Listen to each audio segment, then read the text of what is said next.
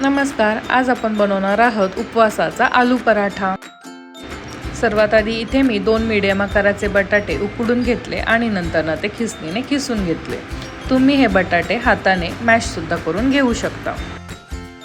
आता एका मिक्सरच्या भांड्यामध्ये 7-8 हिरवी मिरची, 1 चमचा जिरं, चवीनुसार मीठ घालून ते पाणी न घालता वाटून घ्यायचे आहे। आता हे वाटून झालं की आपण मॅश केलेल्या बटाट्यामध्ये हिरवी मिरचीची पेस्ट आणि 1 कप राजगिऱ्याचं पीठ घेतले आहे। ते थोडे थोडे घालून आपण चांगले मळून घेणार आहे। गरज वाटल्यास तुम्ही थोडंसं पाणी सुद्धा घालून मळू शकता।